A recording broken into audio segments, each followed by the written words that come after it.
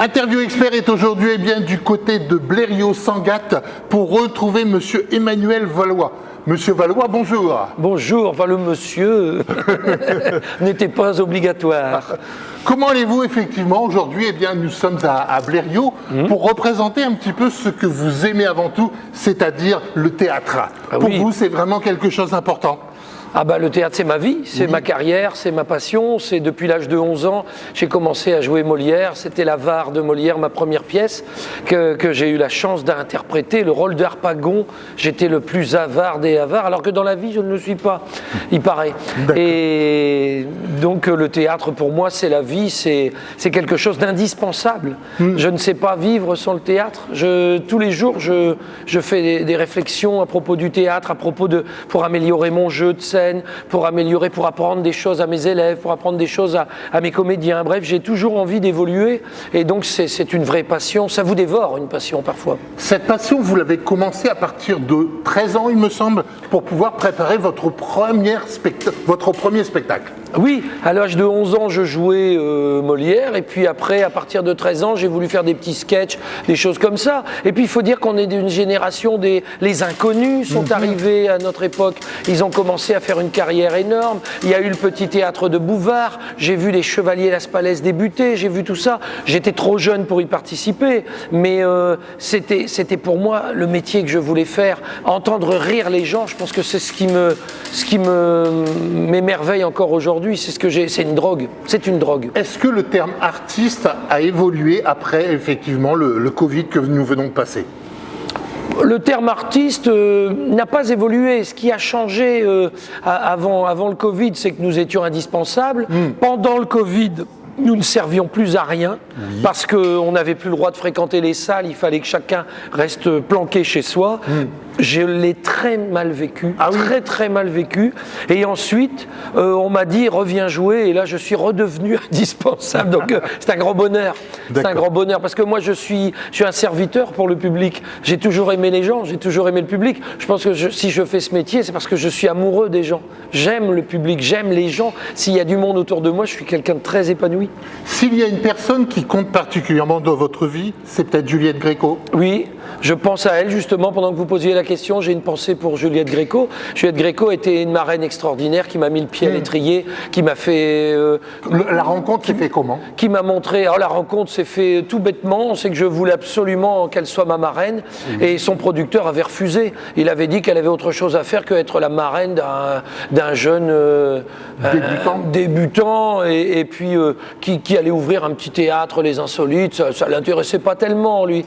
Et par contre, elle, ça l'a beaucoup intéressée. Quand il lui en a parlé, elle a dit, mais enfin Maurice, cet homme a besoin de moi, ce jeune homme a besoin de moi. J'avais 21 ans, il faut le rappeler, et il faut absolument lui dire de venir. Et là, elle est arrivée. Ensuite, elle est venue dîner à la maison, on a passé des moments fabuleux. Elle m'a invité à ses concerts, j'ai vécu à l'Olympia, j'ai rencontré Michel Drucker, j'étais très jeune, j'étais invité au studio Gabriel, bref, c'était merveilleux. C'était merveilleux, j'ai vécu des choses qu'un gamin qui débute n'aurait jamais pu vivre. J'ai vraiment eu, je crois que j'ai une très bonne étoile, j'ai de la chance. Quel est le plus beau souvenir que vous avez eu jusqu'à présent dans votre carrière? Quelque chose qui vous a... Mon plus beau souvenir, c'est ce qui va se passer ce soir. D'accord. Mon plus beau souvenir, c'est ce qui va se passer demain après-midi, ici même à Sangatte, parce que mon plus beau souvenir, c'est toujours les rencontres avec le public, les rires et les rires. Quand je vais me coucher le soir, je suis imprégné de tout ça, j'en ai plein la tête, j'en ai plein, je me sens heureux. Je me sens heureux. Comme je vous le disais tout à l'heure, c'est une drogue, mais c'est une très bonne drogue. C'est pas comme certains comédiens qui malheureusement font des graves bêtises. Moi, j'ai heureusement la chance d'avoir ce besoin, ce désir-là. Donc, je suis épanoui pour ça.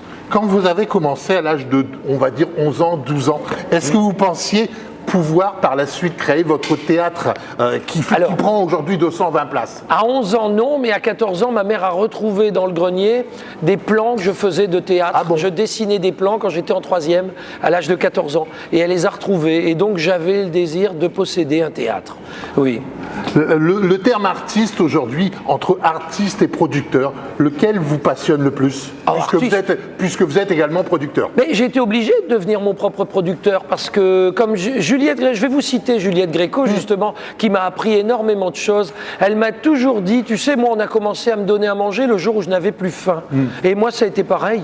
Quand on a faim, quand on a besoin d'un coup de main, eh ben, les gens ne sont pas forcément là. Alors, c'est pour ça que moi, j'ai donné pas mal de coups de main dans ma vie. J'essaye d'être présent. Après, on ne peut pas dire oui à tout, parce qu'il y a des choses qui nous passionnent plus ou moins.